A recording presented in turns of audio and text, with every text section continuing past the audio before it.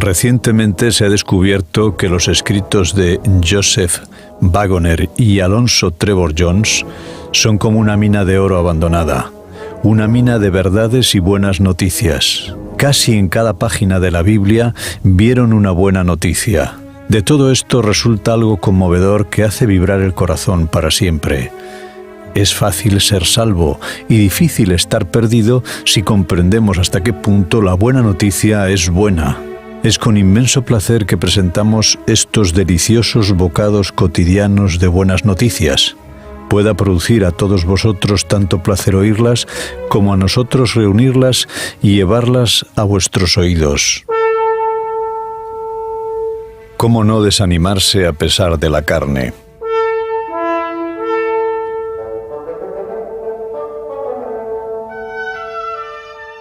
Escribe el apóstol Pablo en su carta a los Romanos en el capítulo 8 y versículo 3.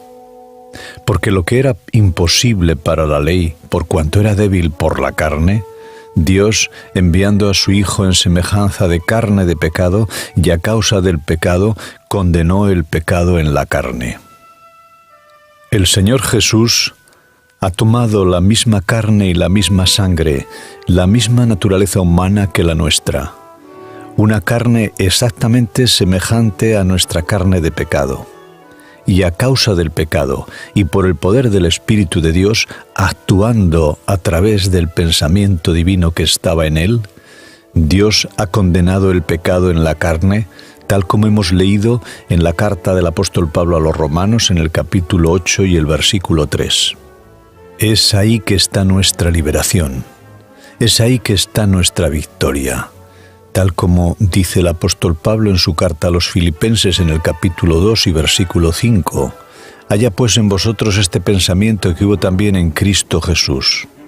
Y en el libro del profeta Ezequiel y en el capítulo 36, versículo 26, podemos leer: Y yo os daré un corazón nuevo y pondré espíritu nuevo dentro de vosotros.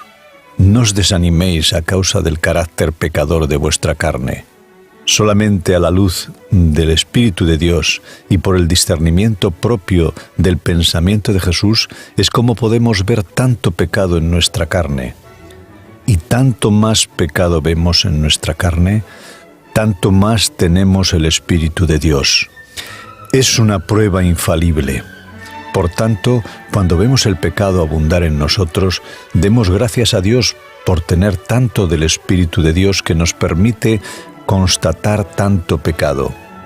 Y además, estamos seguros de que cuando el pecado abunda, la gracia sobreabunda, para que, así como el pecado reinó para muerte, también la gracia reine por la justicia para vida eterna por Jesucristo nuestro Señor, como dice el apóstol Pablo en su carta a los Romanos en el capítulo 5 y versículos 20 al 21. Por tanto, conociendo la ley, estamos unidos por el matrimonio con el pecado. Ese pecado reside en nuestra carne, ya que los que están casados son una sola carne. Pero el pecado lleva en sí la muerte, como leemos en la primera carta a los Corintios en el capítulo 15 y versículo 56. Y el aguijón de la muerte es el pecado. ¡Qué terrible condición! El apóstol Pablo en su carta a los Romanos en el capítulo 8 y versículo 1 dice: Ahora pues ninguna condenación hay para los que están en Cristo Jesús. ¿Por qué? Porque Él ha aceptado la maldición de la ley a fin de que la bendición beneficie a todos, tal como leemos en la carta del apóstol Pablo a los Gálatas en el capítulo 3 y versículos 13 y 14.